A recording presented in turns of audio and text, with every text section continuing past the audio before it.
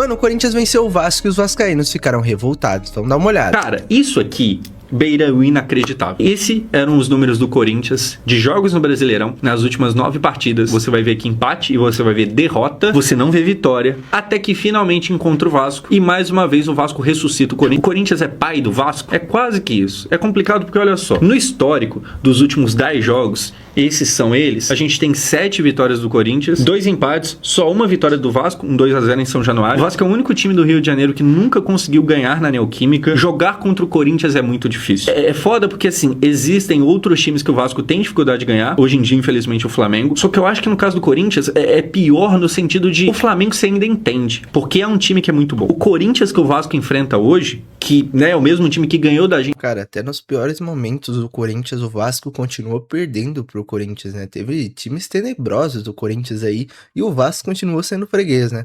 Na final da Copa do Brasil, é um time que tá mal, é um time que tava na zona, é um time que tava a 9 jogos sem ganhar de ninguém, tava precisando de alguém pra aparecer e ressuscitar eles, e de novo o Vasco. Assim, a gente tem apanhado muito, o retrospecto recente é péssimo, perdemos uma final de campeonato pros caras, e é isso, cara. Infelizmente, parece que essa nhaca continua, e eu não sei porquê, mas é difícil falar que ela não existe. O Vasco tem que entrar com pedido na CBF para não enfrentar mais o Corinthians, é muita paternidade. Eu tô cansado de perder pro Corinthians, todo ano é a mesma coisa. Dá os 3 pontos do segundo turno pros caras logo, que a gente já sabe que a gente vai perder.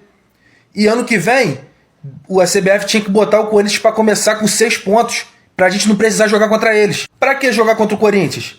Pra os jogadores se cansarem à toa? Melhor nem jogar, porra, já sabe o resultado. E pra piorar, o nosso técnico ainda é burro e coloca o Spinelli como reserva, sendo que o Spinelli meteu 2 gols no último jogo.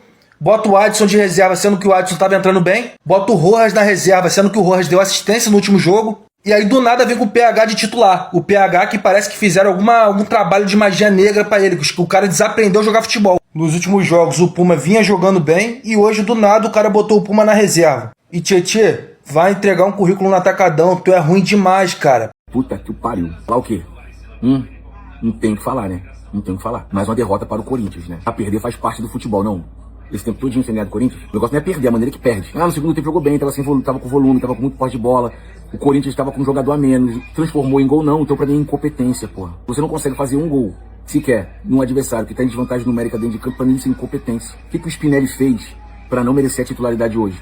Será que foi fazer 2 gols? O que o Adson ou o Rojas, ou o próprio Nuno não pôde ser titular hoje no lugar do Brenner? Não consigo entender, bicho. Eu não consigo entender. Domingo tem Flamengo. Se ficar nessa omissão, se ficar nessa sonolência, se ficar nessa bateção de cabeça no sistema defensivo, vai ser outra humilhação. Outra humilhação. Hoje o Vasco poderia ter pontuado. O nosso melhor jogador ficou preso na marcação. Não é que o Andrés Gomes jogou mal, ele ficou preso no esquema que o Diniz arrumou ali, que ele não conseguiu jogar, pô. Cara, a verdade é que o Raniel anulou completamente o Andrés Gomes. Esqueceu que o Diniz estava no Vasco ali há pouco tempo? Ele conhece cada jogador ali, ele treinou os caras, entendeu? Então ele sabe a qualidade de cada um. Segundo tempo ele entrega a bola pro Vasco, libera as laterais, condiciona o meio e força o Vasco a colocar a bola na área. Com a defesa do Corinthians muito bem postada, todo mundo se doando taticamente, todo mundo se esforçando. O goleiro do Corinthians, por ser novo, reserva do Hugo, o moleque não comprometeu em nada, muito seguro e muito bom goleiro, tá? Muito bom goleiro. E aí você pega o Vasco, tu poderia... Cara, é só ter paciência, pô. É só ter um pouco de calma na hora da finalização. As oportunidades às vezes aparecem, só que os jogadores do Vasco se afobam. Os jogadores do Vasco tomam decisões erradas o tempo todo, porra. Rapaz, eu fico incrédulo tentando entender o que se passa na cabeça desses caras, irmão. O que esses caras fazem no treinamento é o que eu não consigo entender, porra. O time perdeu mais uma vez pro Corinthians. Isso não é normal. Não é possível que ninguém consiga falar pra esses caras que isso não é normal, porra. Agora eu quero ver como é que vão se comportar diante do Flamengo, que também tá com outro retrospecto debaixo do braço, que o Vasco também não consegue ganhar do Flamengo. E aí? Como é que fica a cara do torcedor? Pô, mano, puta que o pai. Acho que conseguiu perder pra porra do Diniz. Impressionante, irmão. Perdemos pra merda do Fernando Diniz. Insinuou que o juiz tava do lado do Vasco. Meteu que tá de Vasco, perguntando pro juiz. Tá de Vasco? Esse cara daqui é um palhaço, meu irmão. Esse maluco daqui é um palhaço. O Vasco com um a mais, 60 minutos, não conseguiu meter gol no time desse sujeito. Conseguimos perder pro 17º do Campeonato Brasileiro. Com 60 minutos, tendo um jogador a mais. O Vasco podia perder para qualquer time. Podia para ontem. Um time da Série B jogar um jogo e o Vasco perder na Série A pro time da Série B. Mas não pra porra do time do Diniz. Porra! Cara, o Corinthians podia entrar com o Sub-11 que ia ganhar do Vasco, né? Puta, com conseguiram perder pro time do toque-toque. Eu não vejo a hora do Diniz começar a derrocar no Corinthians. Sabe por que o Vasco não vai pra frente? Por causa de torcedores igual a esse daqui. Pedir fora Renato Gaúcho é uma das maiores burrices que a torcida do Vasco pode fazer. É inacreditável ter pedido pra ele. Cara, esquece, não tem como. Sabe qual que é o sonho da vida do corintiano? O meu sonho, o sonho da minha vida, é que todas as 38 rodadas do Campeonato Brasileiro fossem contra aqueles caras ali, fossem contra o Vasco. Que todo dia eu acordasse, levantasse da minha cama e escutasse notícia. Hoje tem Corinthians e Vasco, mano.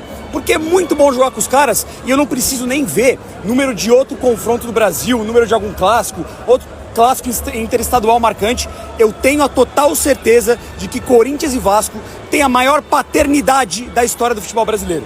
Ficaram 14 anos sem ganhar da gente, perderam Mundial, chegaram a Libertadores, tomaram pau. Copa do Brasil do ano passado, um grande abraço, a de 2009 também. Sul-Americana, um grande abraço. Sempre quando a gente pega em Brasileirão, um grande abraço. Aqui na Neoquímica Arena, rapaziada, pra vocês entenderem a dimensão do negócio, o Vasco fez 2 gols.